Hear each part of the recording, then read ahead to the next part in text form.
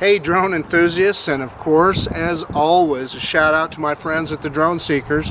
This is Marcus Crawford with the Idaho Quadcopter channel. Hey, we're going to do something that I hope you'll find interesting today. I have the DJI Spark and I have the Hubsan Zino, and we are going to do a subjective comparison between the two today. So a lot of people, both of these drones kind of compete in that kind of mid to lower price range, and they both have their advantages and disadvantages. And so I thought, well, this would be a good opportunity to kind of fly them both together, and I'll edit it, I'll put it together in a single video so you can see some of the video side by side. So what we're going to do is this one we're going to shoot in its maximum shooting capability, which is 4K at 30 frames per second. As you know, the Spark shoots in 1080p, and I think I can go as high as 60 frames per second with it. So we will shoot video with both drones, and what I intend to do is fly out about 700 meters or so. I'm not going to do a range test. I already know, and I've done a range test with this one. This one will go about 1 kilometer and then it loses connection. So that's well documented. We all know that. I know people have taken this out quite a ways, but quite frankly, I don't think the Spark is the kind of product that anybody's going to fly at any range. Essentially it's a selfie drone close in. Although what we're going to do is we're going to take them both out about 700 meters or so, and so primarily just to compare the video quality. And I'm going to fly in a northwest direction from here, which I've had plenty of videos where I've tested drones in this park, so it's kind of a familiar setting, so my regular viewers will be kind of used to that view, and you can kind of compare these two. So then, in addition to that, what I'd like to do is put them both in circle mode, and we'll test them both in an orbit. And one of the things that is different between the two is the Zino has a 3-axis gimbal and the Spark has a 2-axis gimbal. So one of the things that they say with the Spark, as it turns, the camera does not turn like this. So as you're going around, the camera has to continually catch up, and sometimes that can create jittery video that you may not see with a 3-axis gimbal. So just a test to see, although I think that DJI has done a good job of figuring that out on this little guy. So that's the purpose of doing that orbit, I guess, is why I'm saying that. And then the other thing is this one will do an orbit within the follow me function. So what you can't do with this one is then yaw it around and get an outside orbit. With this one you can. You could do it with this one manually, but I'm talking about an automated flight modes. With this one, when you're in orbit mode, you can yaw it any direction that you want. So we'll try them both, and then finally we'll do some follow me video, and sadly that'll just be these drones following me around. I realize I'm probably not what anybody wants to look at, but I think the advantage will be with the Spark with that one, because it has sensors and obstacle avoidance. It should, in theory, outperform this one. And in fact, this one I would take places that I would never take this, because it has no sensors, it has no form of obstacle avoidance, and it would just be stupid to take this thing in the trees and so forth. Whereas this one, yeah, should be able to do it no problem with its obstacle avoidance sensors. The other advantage, I guess while we're on the subject with that the Spark has, is it does have optical flow, and it does have infrared sensors on the bottom, so that it knows where it is in space a little better. And in flying lower to the ground, this one would definitely have the advantage. So whereas this one, as you can see here, there's no sensors or anything on there. The other difference between the two, we already discussed the gimbals, 3-axis versus 2-axis, and 4K video versus 1080p video. But the battery life is the other probably biggest difference. The Spark, you get 14 or 15 minutes of battery life with it.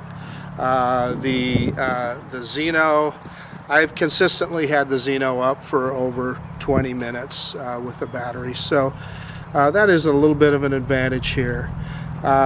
Although, as I said, the Spark is not something you would be flying very long distance, so, you know, is that really an issue? But anyway, we'll perform those, and it'll test my video editing skills to see if I can get side-by-side video on the screen so you can compare them. Now, the side-by-side video we'll do when we're looking at video quality. Obviously, when we're doing the other tests, we'll probably just do those one at a time so you can see them. But anyway, that's about it. I hope that you'll enjoy this, and let's quit messing around. Let's get these birds up in the air. Okay guys, we're getting ready to take off with the Zino here. I apologize if we have a little wind noise. I forgot to bring my my mic with the dead cat on it so that it alleviates the wind noise, but we are recording from on both the iPhone and the camera here, so hopefully between the two of them we can get some decent audio. So it looks like the drone is ready to go. I need to do a quick bind the GPS here real quick. Okay, we're ready to go. I've started video on the Zino, and I'm just going to confirm here that we are in in 4K. I probably have to shut off video to change that. Sorry about that. Video off. Yeah, video resolution 4K 30 frames per second. White balance is automatic. Color is ordinary. So there we go. Looks like we're go. I'm going to turn the video back on, and it's giving me an SD card error there. So hopefully it'll record the video. I do have a high-speed U3 video card in there, so hopefully that was just an anomaly, and it'll record this video. So it looks like we're okay.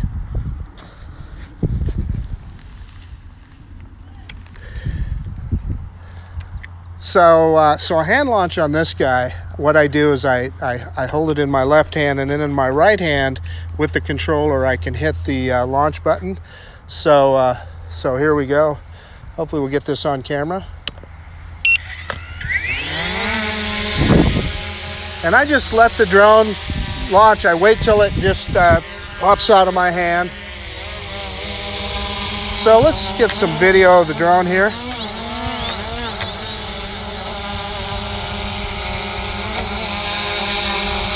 So this drone is, as you know, it's because we don't have a lot of breeze today, it's fairly steady, but if you get much of a breeze, I would never bring it this close.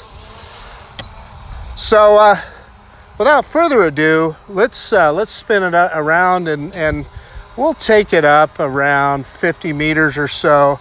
And like I said, we're going to go in a northwest direction and see what kind of video quality we get. So we're getting a little breeze now, and as you can see the drone moving around, it definitely affects the barometer on this guy. So we're going to go straight up now.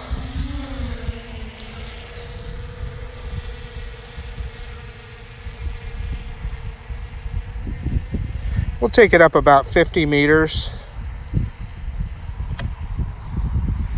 We're a little over, we're about 53 meters. And we're gonna go, like I said, roughly northwest.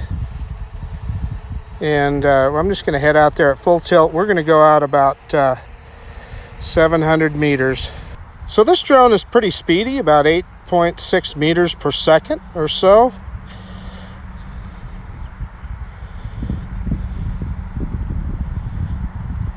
Get out over the field here.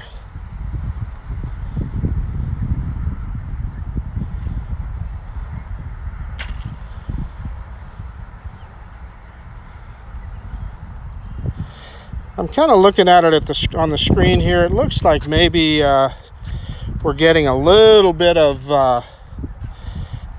yaw. Not too bad. So we're almost to 600 meters. And like I said, this is a view. Anybody that watches my videos, this is a view you've seen many times. So there we are at 700 meters. So I just put it into a hold there. And I think what we'll do now is we'll do a return to home, and we'll let it come back to us.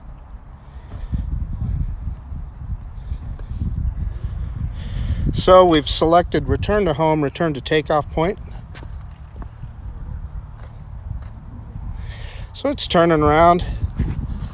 I can see it's turning around here. I'm walking behind the camera every once in a while to get in the shade so I can see the thing here.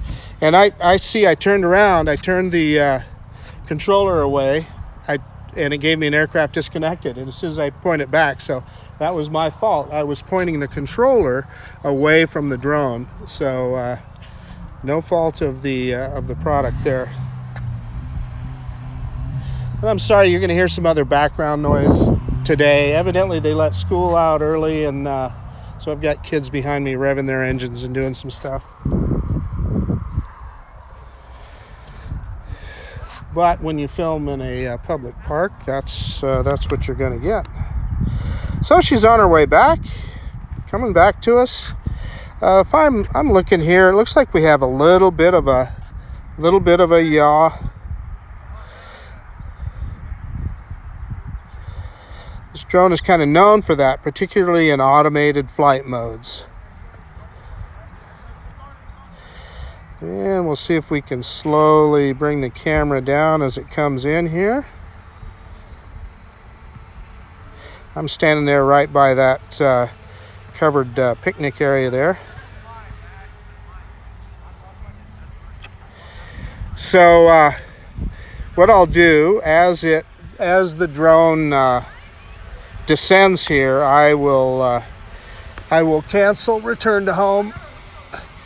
Yeah, I'm going to cancel right now. So we canceled. The drone goes into altitude hold. I'm going to pick the camera back up. Okay, we're recording again. We'll see if we can get the little spark in the air. And the first thing that we'll try is taking it out to the northwest, like we did the other drone. So just give me a second here to get it in the air. Nope. The home point has been updated. Please check it on the map. So I'm going to try the hand launch where you press the button twice and it recognizes your face. Let's start recording. Yeah, it said it failed, so let's try it one more time. Face aware successful. There we go. Aircraft will take off. Take off.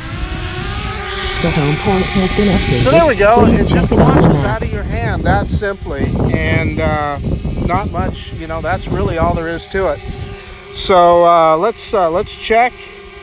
One of the things that we're going to do is we are going to turn obstacle avoidance off so we get a little higher speed. Yeah, there must be some reason. Maybe because I have the camera on. Let's try that. Let's turn off the video recording and try it again. Boy, guys, I don't know what's going on here. It will not let me turn that off, so I'm not going to mess around. Let's go straight up like we did with the other drone. So we may not be able to go out as far simply because of battery life, and it just won't fly as fast. Not really giving me many settings for video, so it must just shoot in 1080p. So evidently there's no settings there to be set, so let's just head straight forward here. So as you can see on the screen here, it's actually pretty slow. It's not as fast as I would have liked, but we'll go out there. We'll see if we can travel out there about at least 300 meters or so before we bring it back. And by the way, we're already down to 66% battery, so that is one of the issues with this particular product, is that it doesn't have a very big battery on it. We're just now out to 200 meters, so we're doing pretty good on battery. We'll let it go. We'll see if we can get out maybe even 400 or 500 meters. And then just like we did with the Zino, we'll put it into automatic return to home, and we'll see how quickly it returns and how directly it returns. But like I said, this exercise is mostly just to compare the video quality. So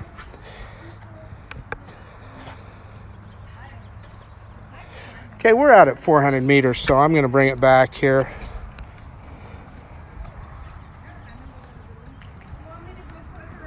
Go home.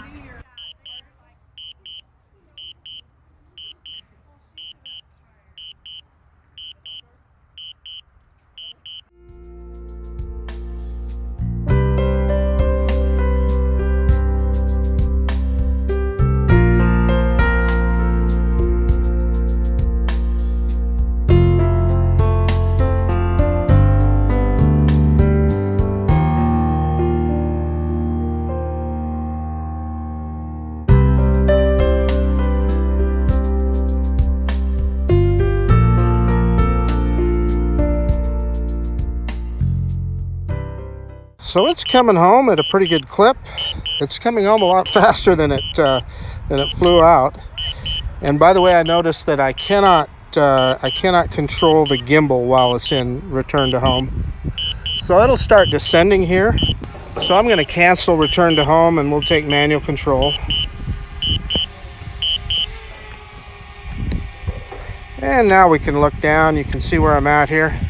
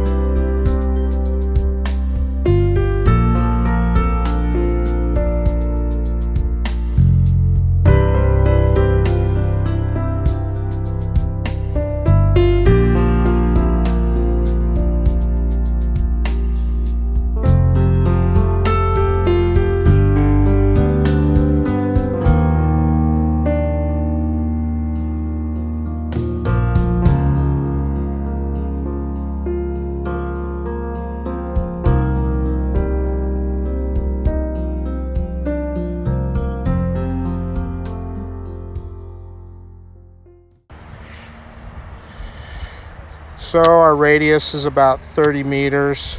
Let's pick the camera up. So we're looking at it. And let's execute immediately. 37 meters altitude, 37 meter radius. So let's go pretty quick. We want to do a pretty quick rotation here, because that is gonna do a better job of testing. That's going to do a better job of testing the gimbal on the camera. And so what you're looking for is to see if, as it's doing its radius, if you see any any jerks or stuttering.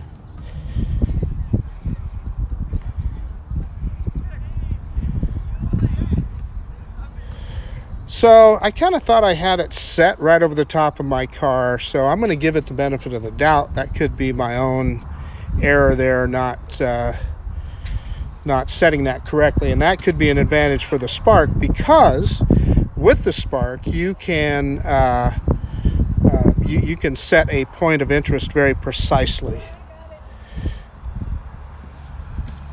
So I'm sorry, I'll hide that there on the controller.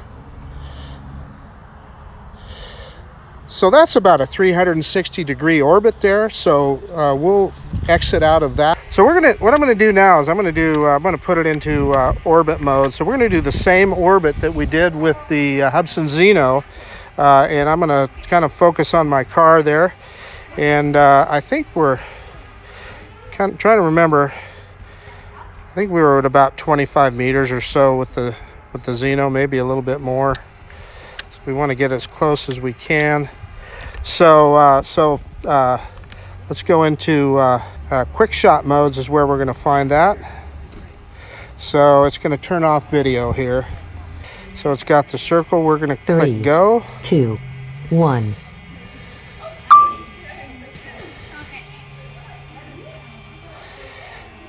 So I see it's going the opposite direction of what we did with the Zino. But you still should be able to see what you're looking for is with that gimbal. You're looking for the judder as it spins around. Is it getting a smooth video and smoothly without judder on the car there? So it'll as soon as it finishes, it'll automatically go back to its starting point, and then we're about out of battery on this one, so we'll bring it down, and then we'll try the follow me mode. So let's put it into a follow me function.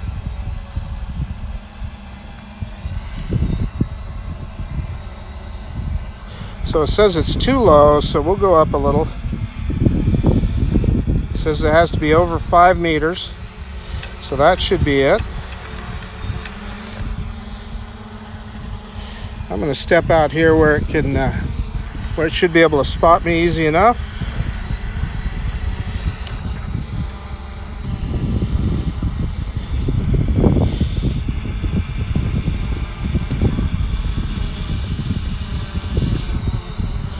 So it's got me. So let's try that out.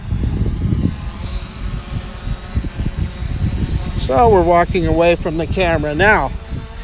As you can see, this drone does the follow me function pretty well. I didn't even hit go and it was still keeping an eye on me.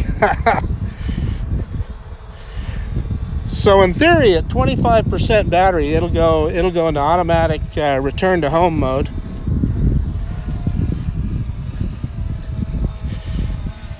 Yeah, so now it's warning me that the battery level's at 30%.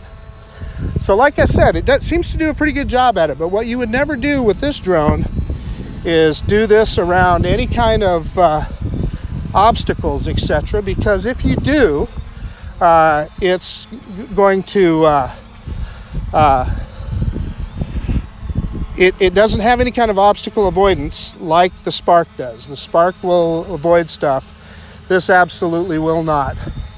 So like right now, as I'm backing it into here, I'm moving back because I'm backing it right into some trees there. So you got to be careful. If I would have kept walking that direction, it would have backed into those trees. So I think we've kind of made our point. So let's get out of this mode.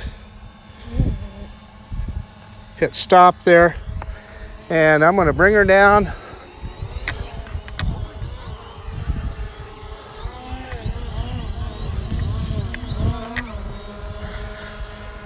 So what we'll do is we're going to do a hand catch here.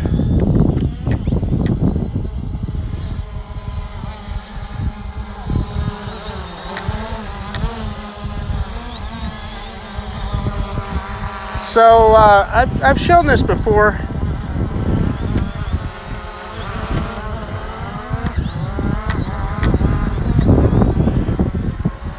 Let me see where it's at in the camera here. Yeah, you can see that. So what I do is I approach it from the side. Grab the drone, hold the left stick down, and the motors turn off. So once the motors are off, you're good to go. And the other thing that you don't want to forget to do on this particular drone is to turn off video so it saves the video file correctly. So we're going to do that right now. So that is everything then with the Zino. We're down to 25% battery. I didn't notice how long of a flight time we had there. But we'll do the same thing now with the DJI Spark, and we'll see if we can, what the results look like with that as well.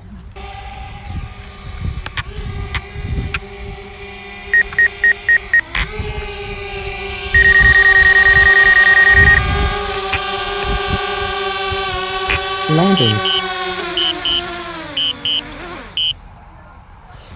Yeah, so that was successful. What this drone has with the other one, it's got those sensors at the bottom that allow it to, it literally can see the palm of your hand and will automatically go into landing mode and land in your palm. So we've got one more test to do, but I need to change batteries. Obviously, that's an issue with this guy, is the short battery life. So we'll change batteries, and then we'll do some follow me, and we'll be able to do some things that we couldn't do with the Zino because of the obstacle avoidance sensors that this drone has. Phase aware There successful. we go. Aircraft will take off. Take off. The home point has been And so there, Please check it on the map. what you do is you just let it lift off out of your hand. We're gonna put it into the follow me function. So let's go into the menu here.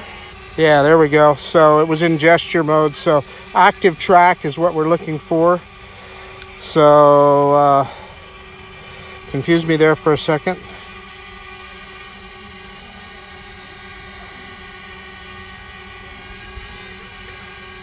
So it's got me.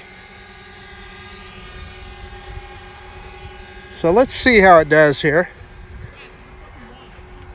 And in theory, it won't, it should not fly into, let's see what happens if I try and take it into a tree here. And you see it stopped there. It said, nope, won't do that. But it didn't lose me. So now it tracks me again. Oh, I have to tell it to go again. So I'm going to tell it to go. Yeah, so it's so close to that tree. Yeah, that stopped it. So yeah, so I had to get closer. So we hit go again.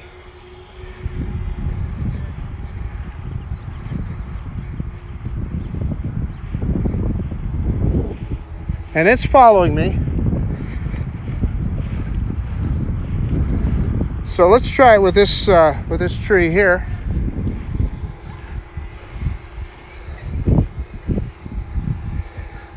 And let's see if it'll, yeah, no, it just won't do it. But it won't go around it, but at least it won't fly into it.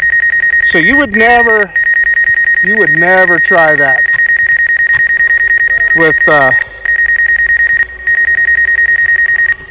That's just not something that you would do with the Hubsan Zino. I'm sorry, that's what I was trying to say. Well, I wasn't recording, so we'll start over again.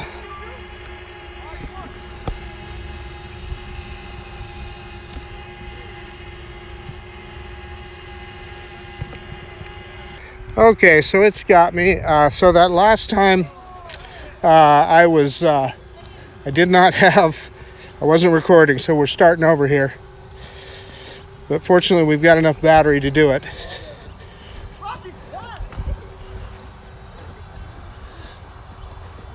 So as you can see, it'll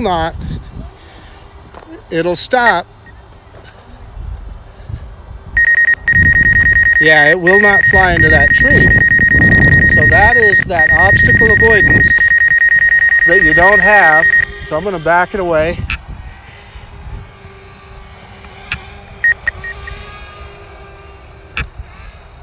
Yeah, so it found me again. So we click go. Let's walk on out here.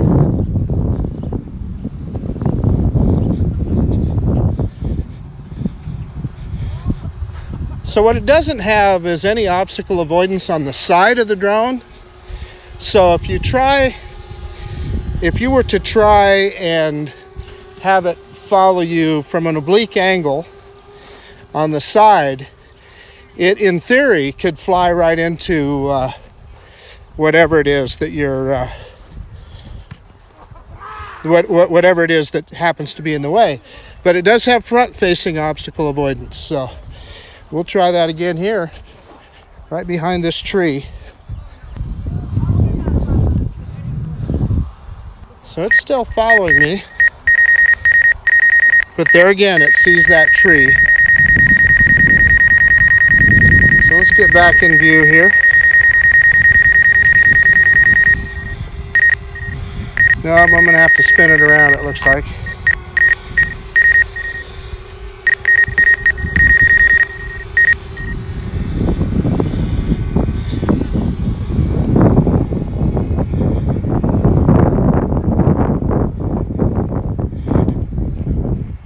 So you get the idea. It'll follow you around and it will not fly directly into anything.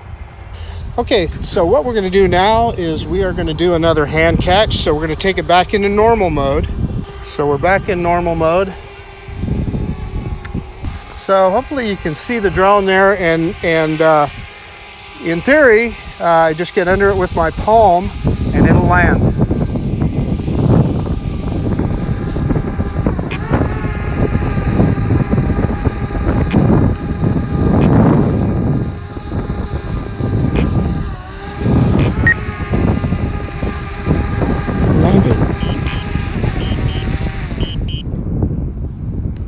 And there you go. That's simple. So that's how you get it to land in your palm. Hey, drone enthusiast, Marcus Crawford here again. Hey, I came home to do the conclusion to the Spark Zino comparison video. It was getting kind of busy at the park that I fly at there. You probably will saw in the video. Plus, the other thing is I didn't want to do the conclusion till after I looked at some of the video myself.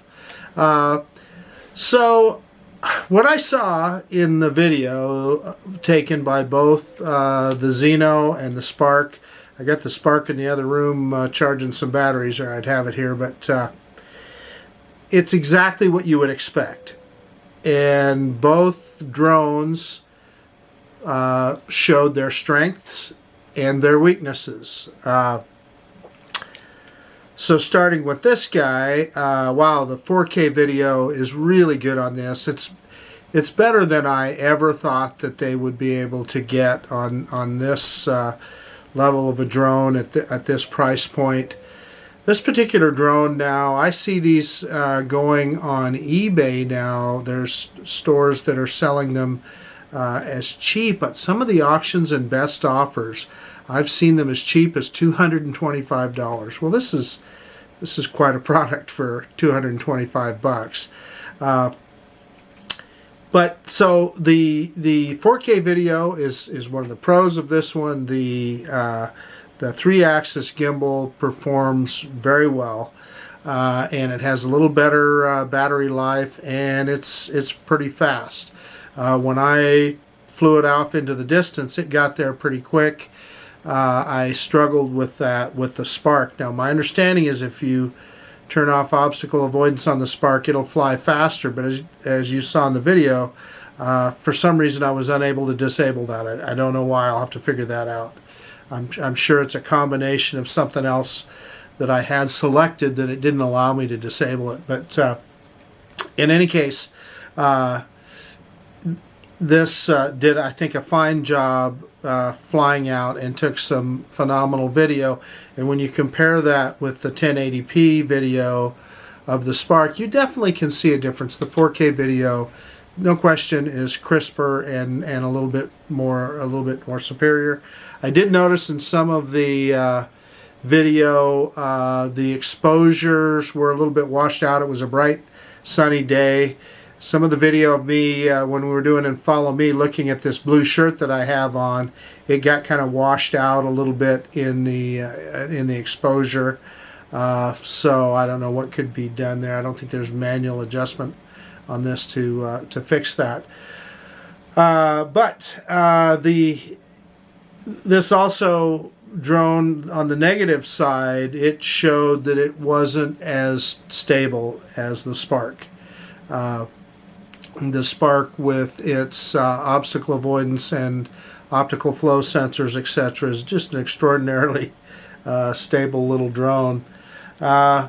So yeah, then the other difference that you could see when we did orbit mode with both drones, this had as it was traveling around, it was very smooth. And if you look at the Spark, because it's just a 2-axle gimbal, as it was going around, I had my car as the centerpiece.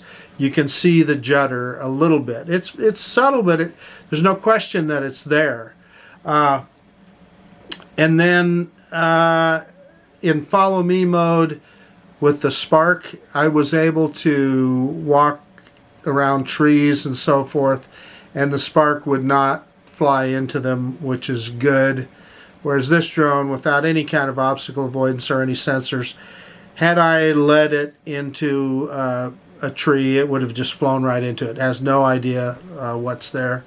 And in fact, when I was making the video, as I was going towards the Zino, it was backing up, and I could have backed it up right into the roof of that picnic shelter that I was at there. So, and I stopped obviously before it did that. So you have to pay attention to that kind of things on this drone.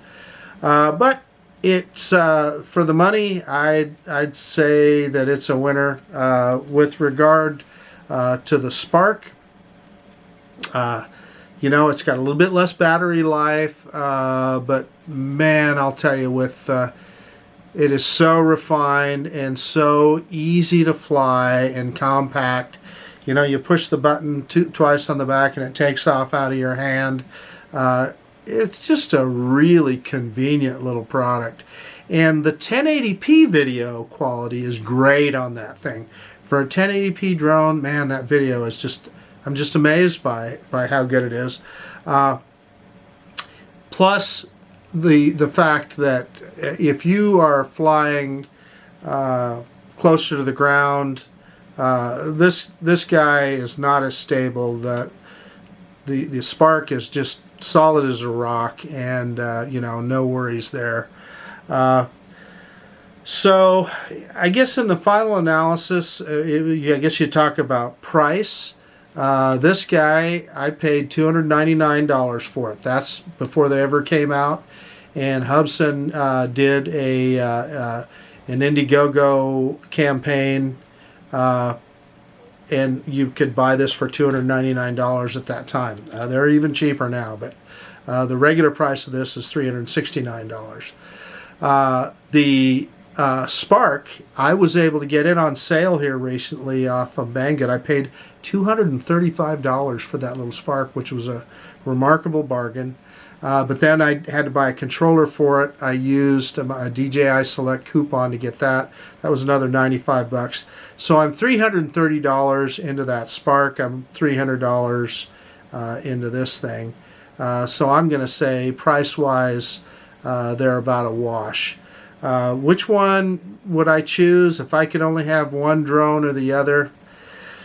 Gosh, I hate to say it, but that's pretty easy for me. I'd probably choose the Spark simply because it's so much more refined, and all of the software and everything that DJI has put into that product, it is amazing. That said, that doesn't mean that this is not a great drone. I frickin' love this Hubsan Zino, and I'm glad that I can have both.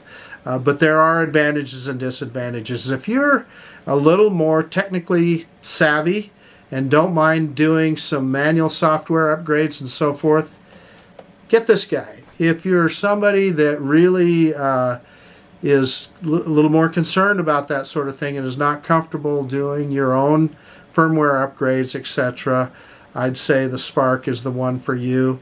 The best thing is that you can't go wrong. Either one of them are great products. So yeah, I guess that's about it. Again, this is Marcus Crawford with the Idaho Quadcopter channel out. And if you like this kind of content, I'd really love it if you'd subscribe to my channel. Like every other YouTube content provider, the more subscribers we get, the better it is. And I'm trying to get to that magic 1,000 subscriber number. Most of all, though, I really appreciate you watching this video. And yeah, we'll see you on the next one.